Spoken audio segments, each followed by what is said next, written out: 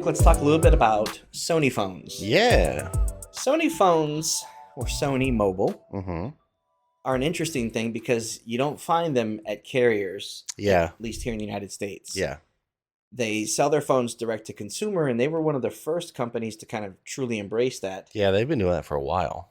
And they were one of the first companies to kind of make sure that all of their phones had IP67, 68 protection. Yep. They had very distinct look. Yep. That continues to this day. You will occasionally run into somebody with a Sony phone, but not too many. Sure. But there are multiple Sony phones available for people to choose from. Yeah. And we're here to kind of help people parse through what is available and what you might be looking at if you're a prospective buyer. Yeah. Their naming conventions are kind of similar. So it's kind of hard to tell maybe what's the difference between them. And they do the whole thing with, instead of years, like the 2022 version, they do mark. Yeah. Like they do with a lot of their cameras. Sure. And we'll find here with all of Sony phones, and this is kind of like a qualifier, a lot of what Sony does really leans into the camera experience. Yeah. And the audio experience. Yeah. I mean, they do that for, not only their TVs, but they also do that for even computers way back when the Vio computer came out. Yeah. It was really heavy on the audio video experience. It was all about the best of what you see and what you hear. So let's just kind of break things down. There's really only 3 lines right now. The top of the line, we'll come back to at the end here, is a Xperia Pro I, which is kind of like an imaging kind of really, let's just throw everything at it that we can. Sure. Let's give it a, every camera has, super high capabilities, lots of software, lots of AI, things like that. So we'll come back to that. Let's start at the entry level. Okay. Which is kind of weird because the numbers don't make sense. Yeah. So Sony, as a brand in general, are not the cheapest. They're not seen as bottom of the barrel. They're a quality brand. They do a lot of the stuff that they're in. They are one of the nicest brands in that category. And phones, it's interesting because they're not a phone first manufacturer. Right. And so they have that quality in the hardware and like we said, some of the imaging capabilities and some of that stuff. But when you look at the price versus the phone you're actually getting, it can seem a little lackluster sometimes. Yeah. If you're just looking at bullet points, comparing how much RAM, what processor, what are the megapixels, that's not really doing Sony any favors. Sure. But if you spend time with any Sony phones and use some of the shooting modes and some of the different cameras that they have in there, Sony cameras are included in other manufacturer phones. Right. And they make a big deal about that when it has a Sony sensor. Right. So this is Sony giving you, direct from, it's almost, it can almost be said maybe that you're buying a camera that includes a mobile phone. Yeah. Yeah. So there's the Xperia 1 and the Xperia 5. The 5 is actually the lower of those. And that's also can maybe be confusing to people if you're thinking, well, do I want a 1 or a 5? The 5 sounds like a higher end.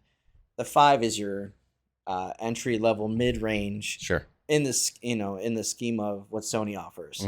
So for your money, and you're looking at about $800 for the Mark III. Okay. This is the 3rd generation of the Xperia 5.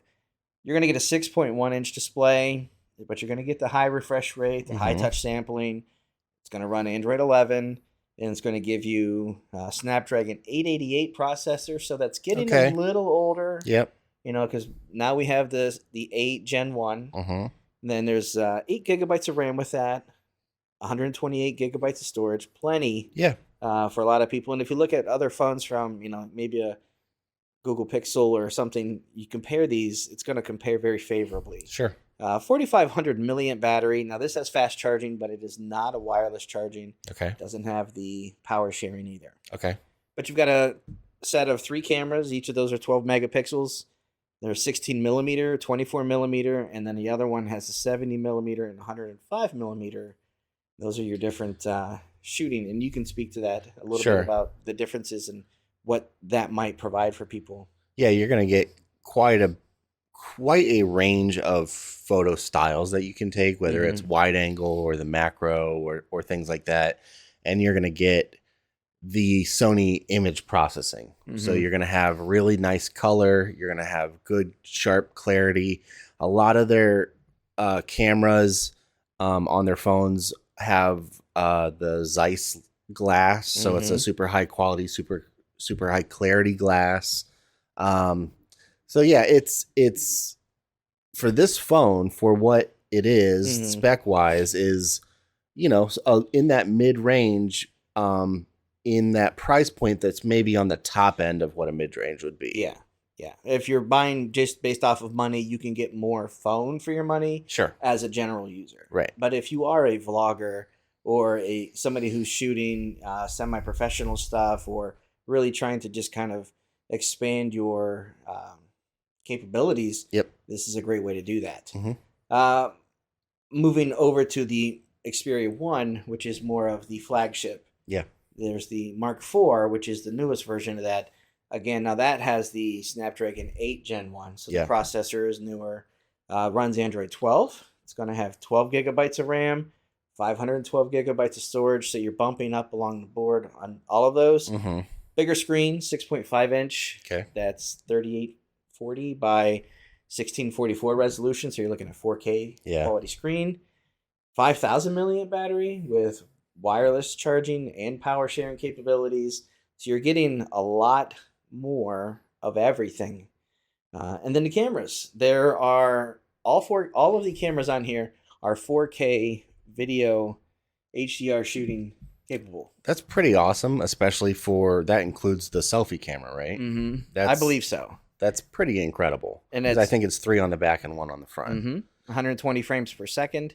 These are, again, really leans into when they come out with a new feature, hardware-wise, software-wise, AI, shooting modes. They throw it at it. This is the newest and the best of what Sony has for that. Sure. Comes with a heavy price tag. Yes. It's twice that of the Xperia 5. So you're looking at about $1,600 for that one. Now, you can still get your hands on a Mark III version of this. So this is basically the previous generation of that. And that kind of dials back down a little bit on the memory, on the storage, previous version of Android processor.